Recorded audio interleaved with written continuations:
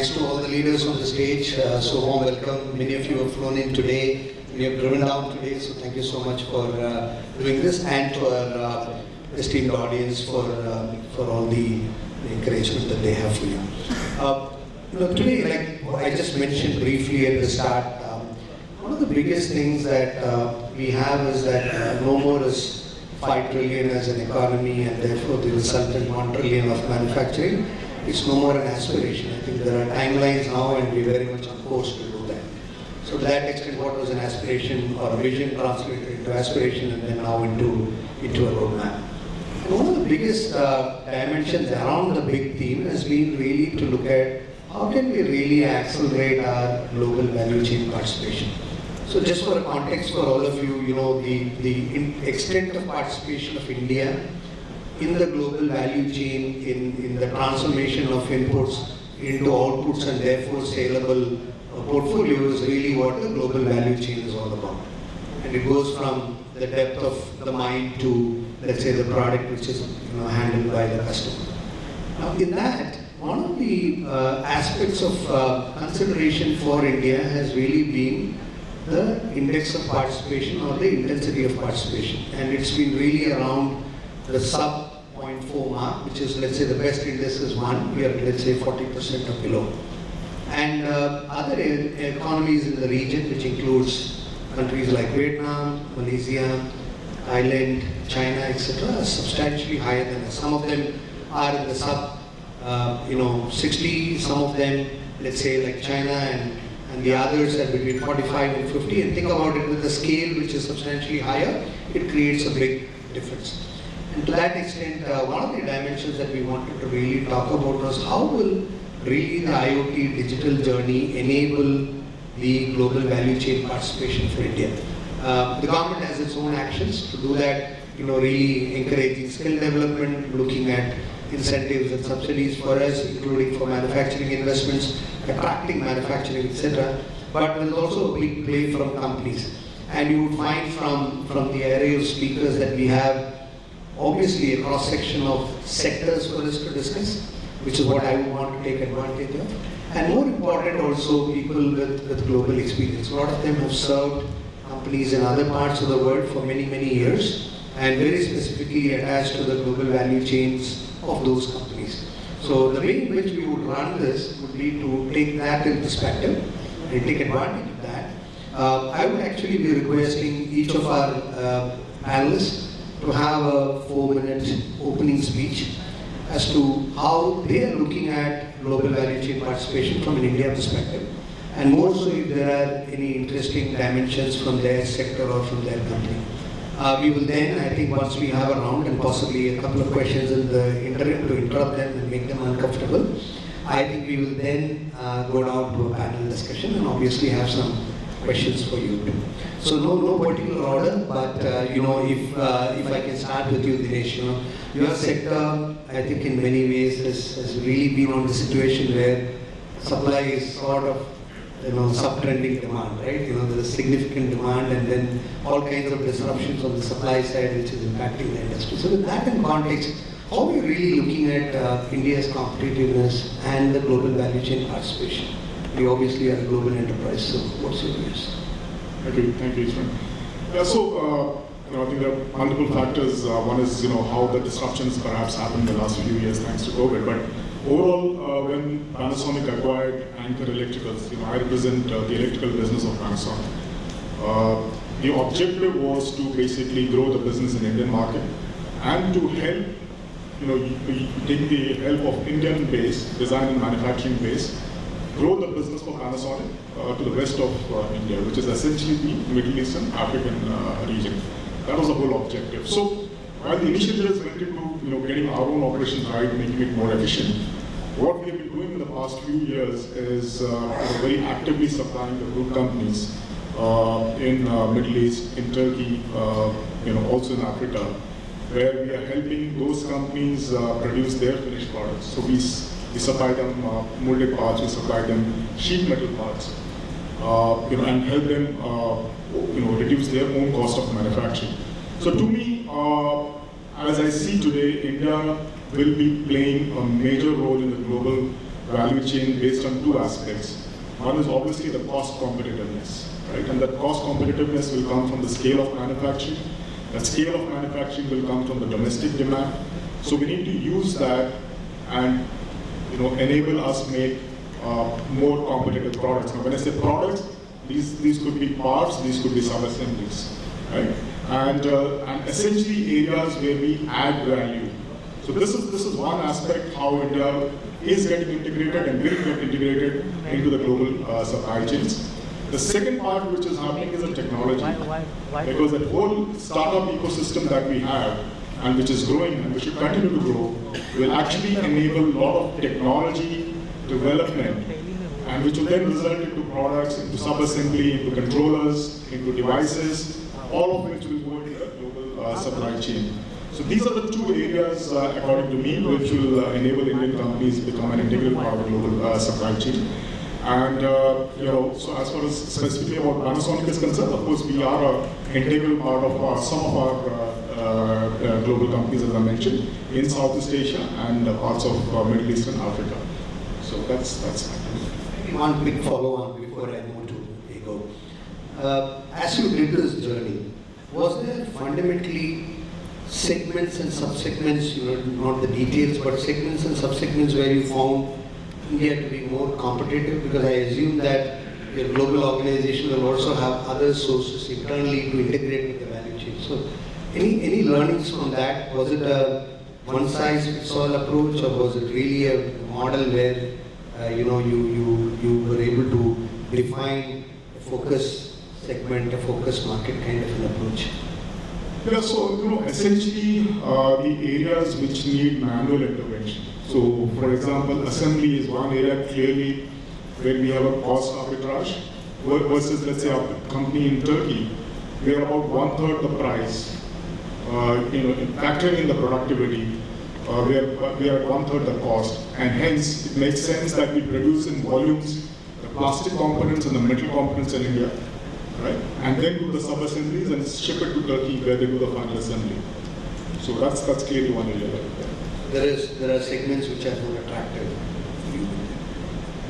You have two roles to play. Right? One, obviously, you lead up the India organization. That's one. But I think in your prior role, you're also substantially involved with the global planning organization of PHG. And when you look at India from that perspective, and I also want to understand from a digital IoT perspective some of the interventions that you thought was very relevant to India. Maybe we'll come to that a little bit later. We look at India from a global lens. How do you really look at the competitiveness for GBC? I think Dinesh spoke about how some of portfolios are becoming relevant. From a global organization's perspective, how do you view India and what are the big drivers you think India should address? Yeah, thank you, Bias, for the question. Good morning, ladies and gentlemen, and thanks to the Auto for inviting me to this summit today to share our view on global supply chain.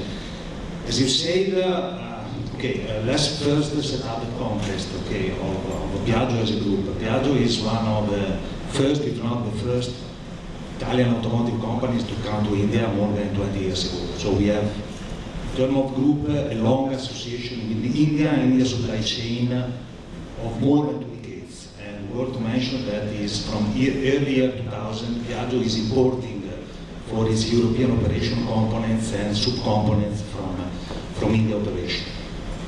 As you remember, before heading the India operation of Piaggio, I've been head of supply chain for 15 years in Piaggio Group. So sharing my experience of what I see in terms of value added of India supply chain is first of all obviously the competitiveness in terms of cost.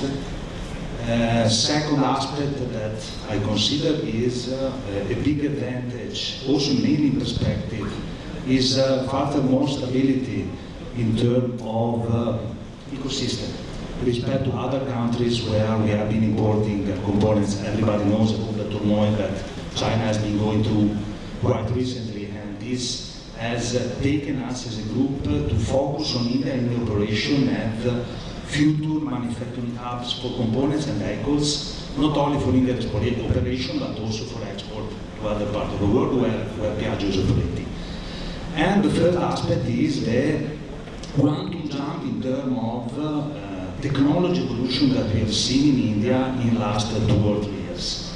I just want to mention a few factors that definitely have driven this big change in terms of technology and know-how evolution in India. Definitely for what is concerned automotive environment, the transition to Bharat 6 that happened in 2020 and the big push from Indian government for electric mobility has taken, let me say, most of the companies in India to change also their technology portfolio. So I personally know of a lot of companies or international group that has definitely changed more than 50% of their technological product portfolio in the last 2 years due to these 2 factors that we have seen. And so this has taken definitely the ecosystem of suppliers here in India to, not only to invest in terms of increase their competitiveness, in terms of cost, but also to increase their competitiveness in terms of, as I said, technical and technological contents of the product and components that they can supply not only to us, but here in India, but also globally. That has been accompanied definitely by a lot of turmoils. So not only Bharat 6 happened in the last 2 years, but we have seen also, phenomenon like shortage of cheap semiconductor that has affected the entire automotive industry globally. We have seen a sudden spike of cost of raw material. All these challenges definitely has been putting, the global pool of suppliers for automotive at the big stake. And what I have seen personally is that the capability of Indian suppliers to react to these challenges has been definitely, impressive in terms of, how we have been capable to positively react to all these changes. But this has also taken us to, as a company, to change somehow our strategy in terms of global group strategy and in compliance to the Indian government for the self-reliant India. Atmanirbhar Bharat, we have been investing quite a lot to make our Indian global supply base grow substantially, and we are shifting a lot of components, a lot of subgroup from China, Southeast Asia to India, because we have seen that this can give us in perspective a lot of more stability. What I think is required going forward to further enhance the capability of Indian supply chain to compete at the global level. And I praise personally the Indian government plan for the production-linked incentive scheme that definitely will give a big boost. But I think that in parallel, some plan or some policy for improving further the capability of Indian supply chain to develop know-how, to develop further technological capability is definitely something that is required to really make that shift of supplies from other parts of the world here to India that will benefit not only, the global automotive environment, but mainly the companies that are like us that are operating here in India. So these are a few factors that I think going forward, not only investing in terms of assets, but also investing in terms of know-how and capability of developing know-how locally is something that going forward, if you think about, for example, electric mobility, is strictly required if we want to maintain this competitiveness going forward. It's a great point, right? It's just not about competitiveness from a product and service level, but really around know-how and technology. And as you did this, I think one interesting thing that I picked up is you said Indian suppliers reacted pretty well to global shortages, and they were able to supply and take advantage of the opportunity. What role did technology play in the whole thing? I'm not talking about the product technology, but really around information flow, material flow. Did Piaggio leverage a lot of technologies to make suppliers a little bit more flexible than what they were earlier? For sure, what we have been doing is providing them support, for example, for acquiring raw materials and components globally. We have, and our, how to say, we're talking about IoT, definitely the, how to say, the evolution in terms of, how to say, systems that are capable to deploy every component, sub-components at each single tier 1, tier 2 components globally that we have developed as a group in last 4 or 5 years, and helped us really to identify synergies and help our global suppliers really to be able to surpass any difficulty or challenge in terms of acquiring components locally or so this has definitely helped us to support them in order to meet our demand not only in India but also globally. So, and the second aspect, as I said, is I was talking about know-how also in terms of capability for design and development. Definitely, we have invested huge effort to make our local Indian supply base grow quite substantially, sharing with them standards, sharing with them how to say, design specifications that are utilized in other parts of the world. So all this, how to say, baggage of know-how that we have centralized in Europe has helped us to support our India supply base locally.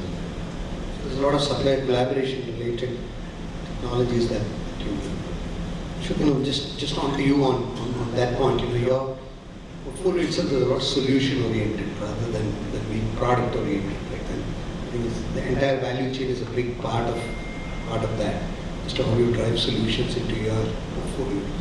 What's been your learnings from the India context? What has changed in the last few years? Okay, so first of all, good morning everyone, and it's a pleasure to be here. Thank you, ET and the panel. We're one of the largest globally in terms of providing vertical transportation, and many years ago, Schindler used to do a lot of other businesses, but they're divested and purely focused on elevators, escalators, moving walks. Mainly because, as you rightly said, it's a project-based production approach.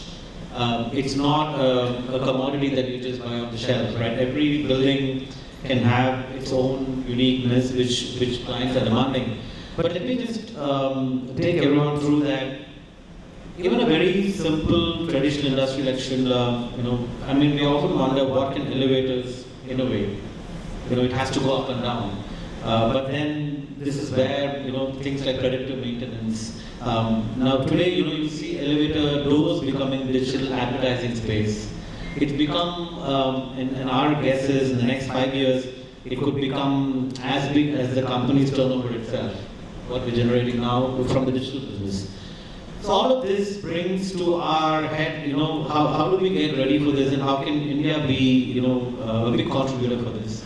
As we always know that crisis brings a lot of opportunities. I think COVID has definitely been a blessing for Indian manufacturing, I feel, particularly even for us, specifically for Schindler India, because the manufacturing, so we started manufacturing in India in about 2007, 2008, predominantly for India. But now we cater to our neighboring countries. But post-COVID, the whole discussion about reliance on one country is being challenged a lot, and India is seen as a very important hub. But for that, I think, apart from a lot of the technological changes that we're seeing, in terms of AI, cloud, I also want to specifically speak about 3 things. One is the Internet of Behaviors, which is combining data analytics with people behaviors. And, there is a prediction that 40% of the population of the world will be individually tracked. Similarly, total experience, customer, user, employee experience. How do you combine all of these in manufacturing? And when you want to be bringing, having a bigger share of the global market in the Indian manufacturing context, whilst all of these are amazing technology to have, Ishwar, I think the key is the human capital readiness. Whilst, we question whether India is contributing enough in the global value chain, but I think if you talk about the human capital contribution, it's probably much more significant. There are a lot of Indians now, around the world, maybe running a lot of factories, which we probably don't know. So we should calculate that as well. Not just what is shipped out of India, but the talent is being shipped out of India, or it's sitting in India and serving globally as well. Like even for Schindler, 45-50% of global R&D happens from India. Which was not the case 3-4 years ago. It was very small, 10%. So it's rapidly moving towards 50, 70, maybe even 100% in future. So I think it's extremely positive. The challenge is, I think the efficiency factor plays a big part in the global decisions that companies make. So we need to work more on efficiency. I've worked in 4 different countries and I still can't fathom, there's a very interesting example I had. We had an HR who joined from Tata Motors in India. And she came to Schindler and said, Ash, we are so lean in HR in India.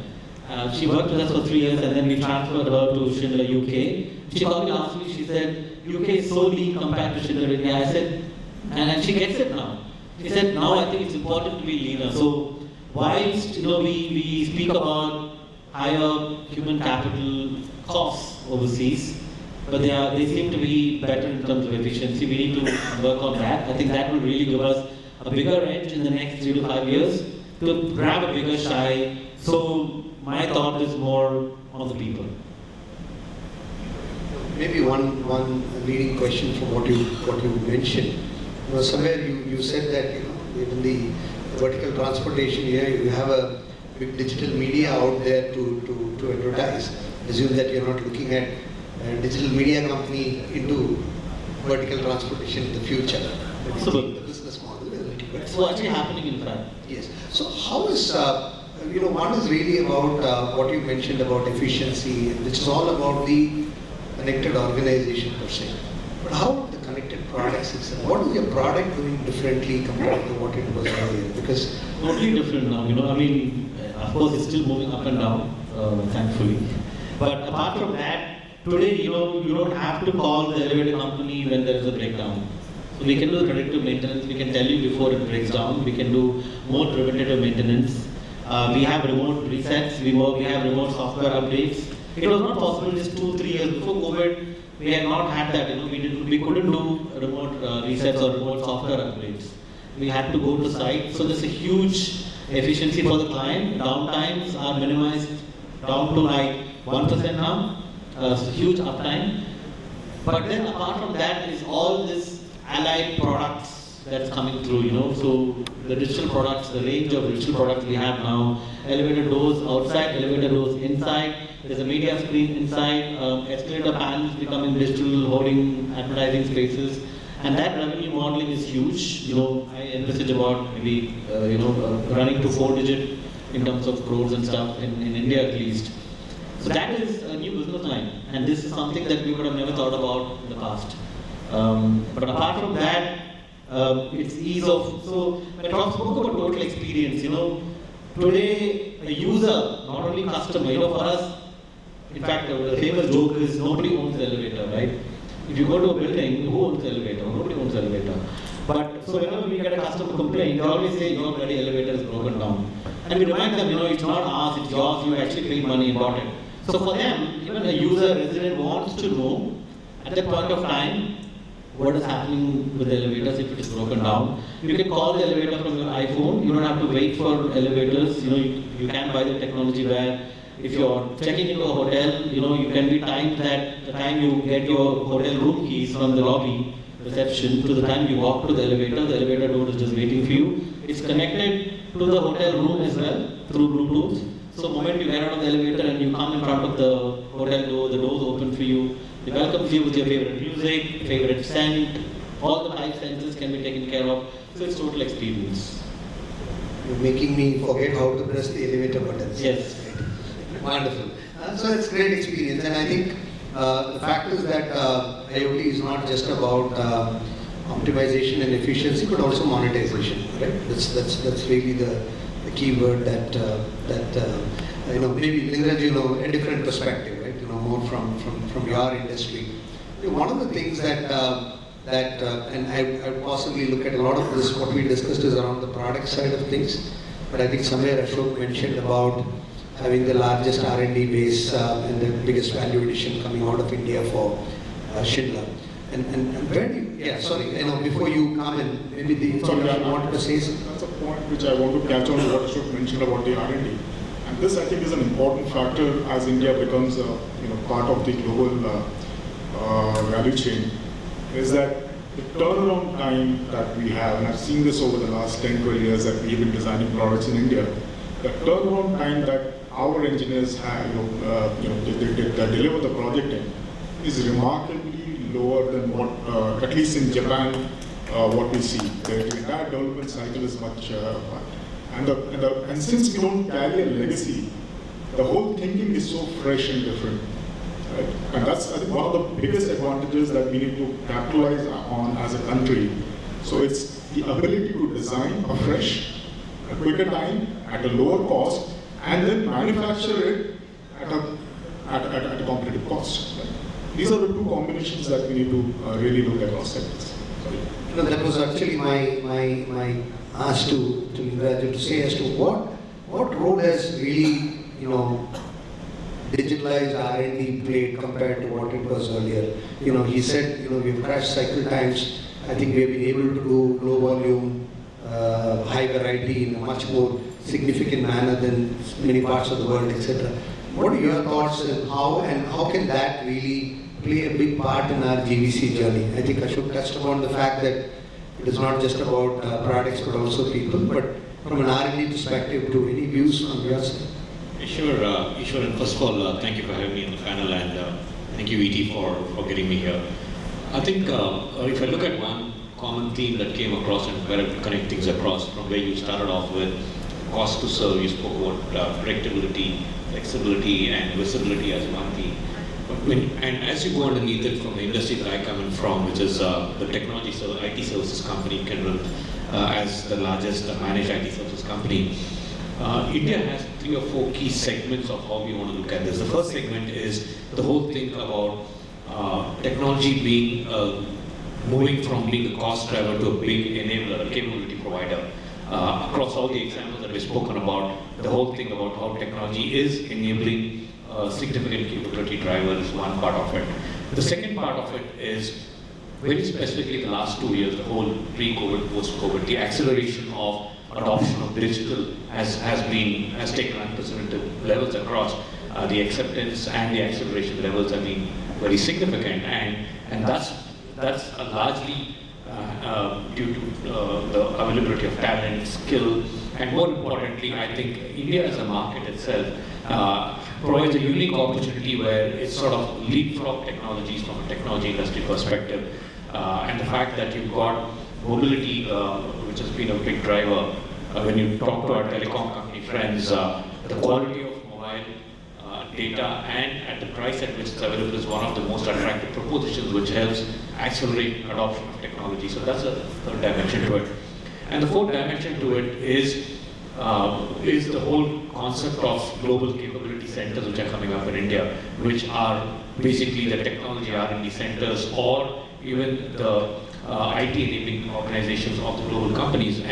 And that is driven primarily because of talent, because of technology, and the fact that you can apply all those newer things in the market, because India as a market gives you the opportunity to look at a very diverse, complicated nature. Whether you look at the span of the country, geographical spread gives challenges, the supply chain gives challenges, and when you start looking at those real-world problems and apply technology and supporting factors, you really get a very significant outcome.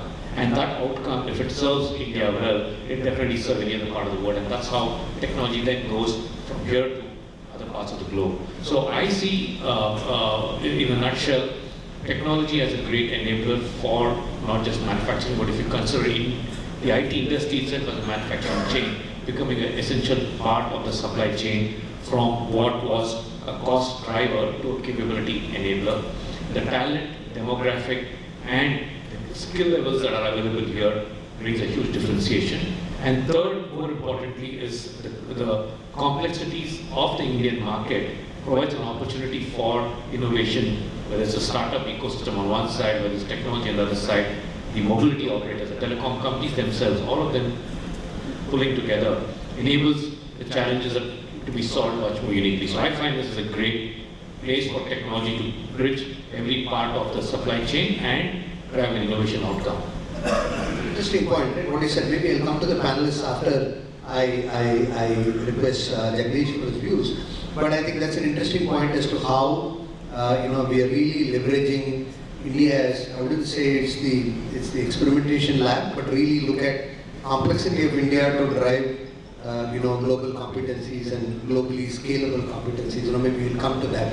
Jagdish, obviously coming to you towards the later part, but your sector, one of the big sectors for India in the 26 or 27 champion sectors, and on the 15 in manufacturing for India.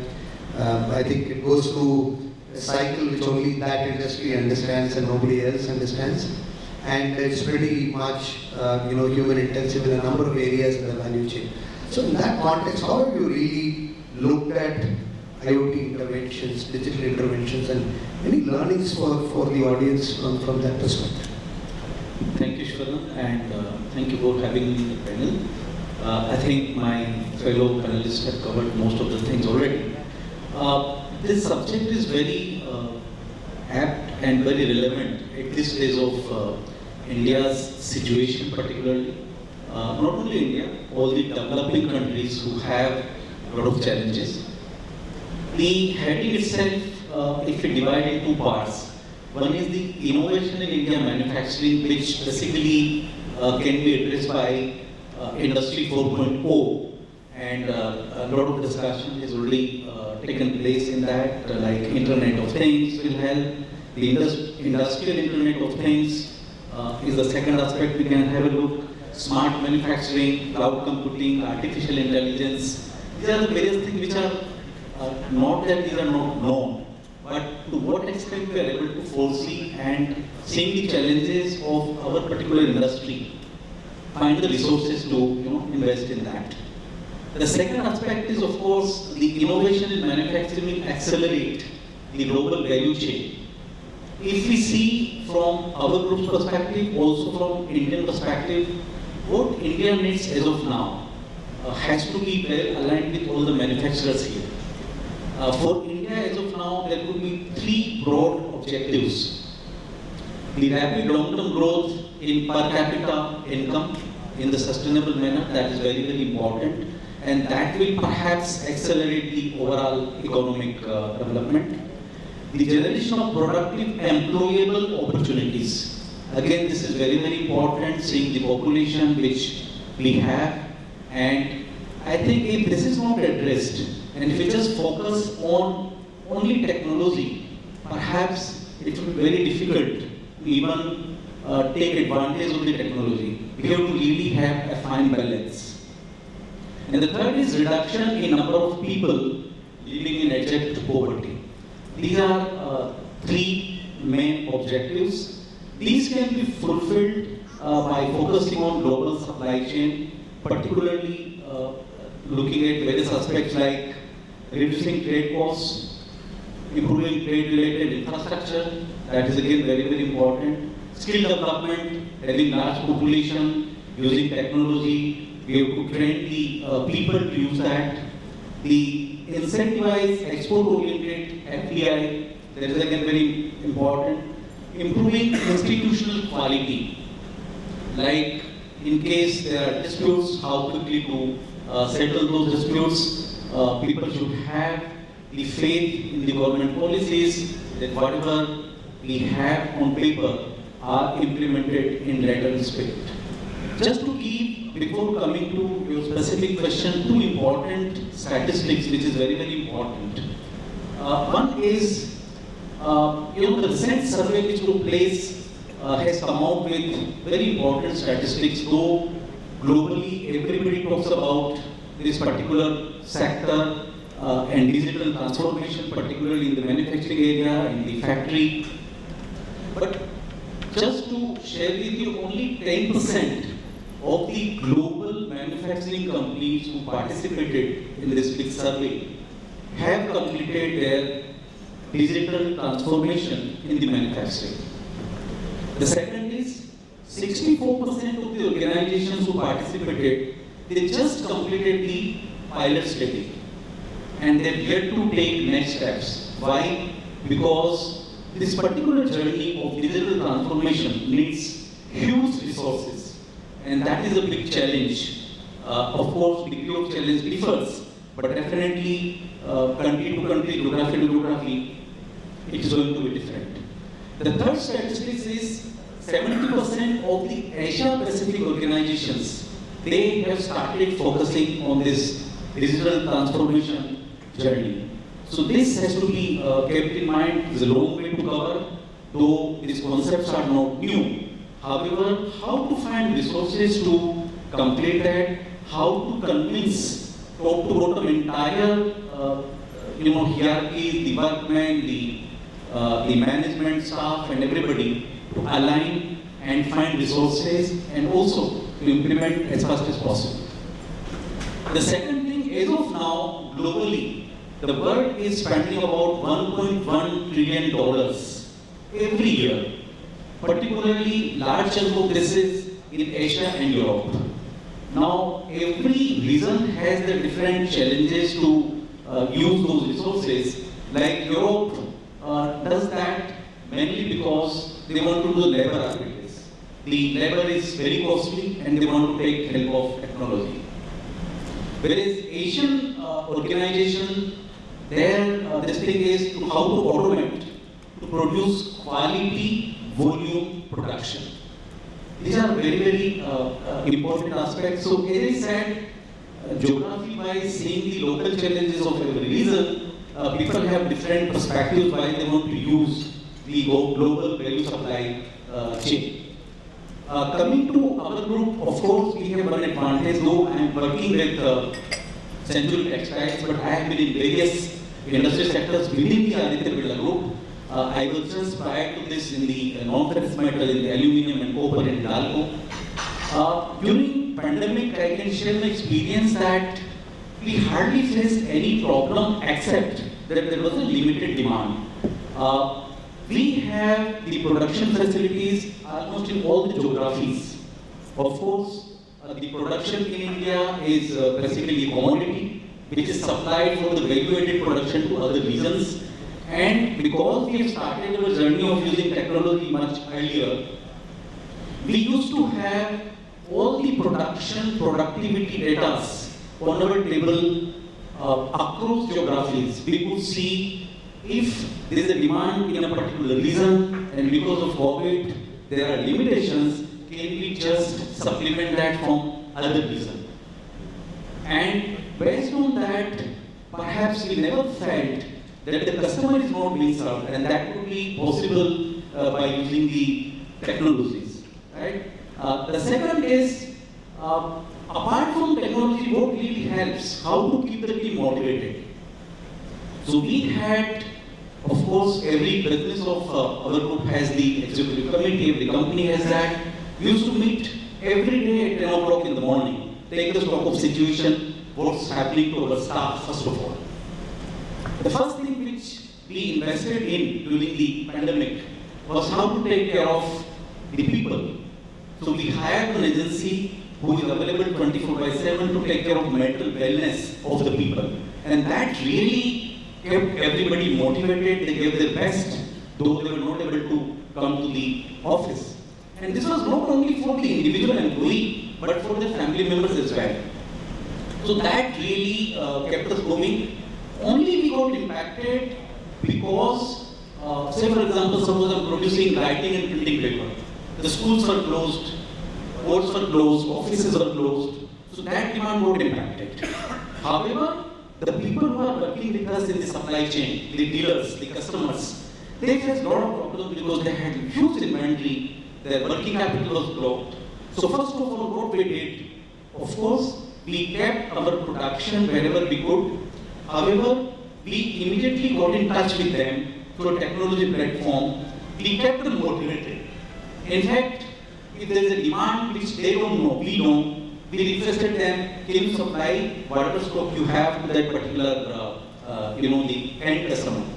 So that really helped a lot. We had regular sessions with the customers, we had regular sessions with the suppliers, we took care of the transporters who come to our factory to pick up the material. And apart from this, whatever production was required, because of pandemic, like pharmaceutical industry was running very well and it was very relevant for them to have the input, whatever is required to supply the medicines in time. So we really started producing the board which is required to make the medicines, and that really never stopped. In fact, the demand went up like anything, we could not meet the demand. Why? Because we were geared up, we timely approached the government to give us the permission to run those particular operations. We also made sure that the workmen required in the plant are available, and we also ensured that whatever buses are used, there are very limited number of people in each every bus, right? Like 40% of the capacity of the bus we used to, utilize. So these really helped us a lot in a way, and most of our businesses really did not very bad. I mean, they were able to sustain. What we only did was, whatever capex was being spent, we put that on hold, irrespective of at what level we had spent the money, and that really made sure that we have sufficient cash flow to run the existing operations and somehow to survive. Why? Because we were not aware how long it will continue. So these are some of the thoughts. I think interesting point is what you said, right? Really looking at a lot of OPEX versus CAPEX, and more important, I think a lot of technology interventions during the COVID, not just for operations but also to keep the wellness of people up. I think it's an interesting point. So maybe, since we have a few minutes, one rapid fire for all of you.